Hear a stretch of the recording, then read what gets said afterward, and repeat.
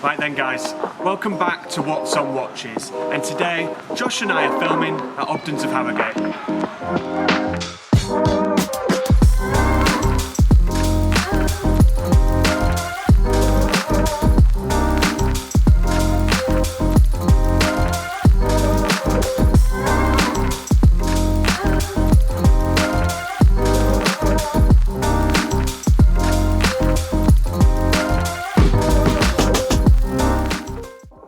Hi guys, welcome back to What's on Watches. I'm Thomas Watts, founder and director.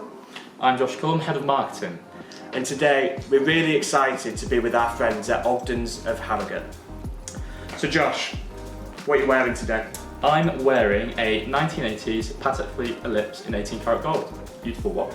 Awesome choice, awesome choice. What have we got, Tom? I am wearing a personal favourite. I am wearing the Patek Philippe Calatrava. Yeah, very classic, very handsome, still relevant today, I'd argue. Yeah. And it nicely sets up the question I'm going to ask you actually. If I was to walk up to the average person in the street, and if I was to say to them, name a watch brand or name a watch that changed watchmaking forever, what would you say? Probably Rolex with an oyster case. Yeah. I think the thing is with the watch industry, you could go up to the average Joe and they would say Rolex. You could come up to somebody that's a little bit more researched, they'd probably say Reggae because of the tourbillon. Yeah, exactly. And some others may say things like Vacheron, Audemars, Piguet. Yeah, sports watch heavy. Yeah, 5711s, Royal Oaks. But we're getting hands-on today with, once again, another personal favourite of mine. We're getting on with a brand that I believe changed watchmaking forever. For sure.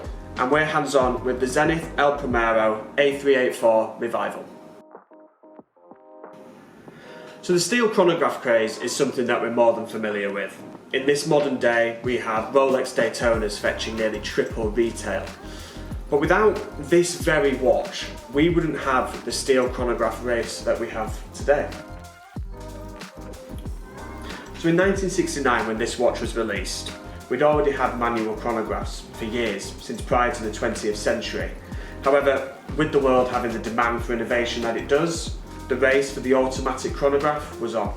So Zenith actually began development of their automatic chronograph movement back in 1967.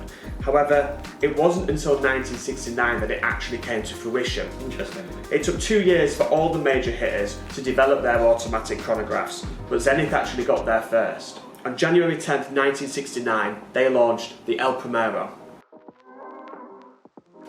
So Tom, my question to you is, if Zenith sort of were the leaders of this race, when we talk about history, about their chronographs, how come the Chronomatic Group's watches come out first? So there was a little bit of controversy around this. Although Zenith actually revealed the El Primero in January 1969, in March, the Chronomatic Group, they launched a selection of automatic chronographs. The most famous had been the Caliber 11 and the Caliber 12.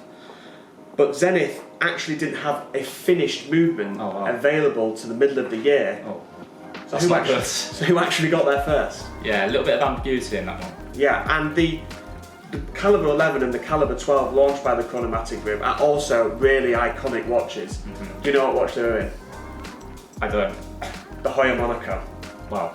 So they were really iconic. You could tell that the chronomatic movements, because they actually had the crown on the left and the chronograph pushers on the right, which was really easy to identify a chronomatic movement. They were of course made famous by the Hoya Monaco, which was worn by the iconic actor Steve McQueen. So show me a little bit about this watch, the things you like, what stands out to you. To me, that red chronograph hand just pops on that white dial. The dial is an absolute hit. So it's got the really iconic panda features, which means we have a white lacquered dial and then the black subdials. Absolutely beautiful. As you'll notice, the subdials that are located at 3 and 9 are considerably bigger, which is actually just to pay tribute to the original A384. But the talking point is that movement. Yeah. Just look. Sorry to interrupt. Just looking at the back of this, it's absolutely blown me away. Well, compared to the original, although this is a remake, the original actually had a solid case back, which was decorated with the Zenith star. However, with this one, Zenith have opted to give it a sapphire open case back. So some watch collectors, obviously, were never going to be happy with this. They wanted it to look exactly like the original. But I'm actually really pleased that they've done this, because you can see the current version of the El Primero movement. This is the El Primero 400, but this is actually just the same movement that was created by Zenith in '69, and it's really, really good that you can actually see the movement there as it beats at 36,000 oscillations per hour. Wow. So this is technically a high beat chronograph. Absolutely, yeah. And it's one of the only ones that's still available on the market today. So, one of the most important questions you can ask when looking at buying a new watch, how does it feel on the wrist? Perfect. What I absolutely love what Zenith have done is they've kept this, as mentioned, as true to the original as possible. So firstly, it's a 37mm case. And keeping it around 37mm means it wears like a vintage watch. Beautiful. The other great point is the tonneau shape design. The tonneau case is perfect. It also gives a little bit of an example as to why Zenith now are using tonneau case designs with some of their new, really iconic watches, such as the Zenith Defy. So then, Tom, I'm a budding horologist looking to get a real nice chronograph. How much is a piece like this going to set me back? So the A384 Revival on this really beautiful alligator leather strap actually retails for 7,100.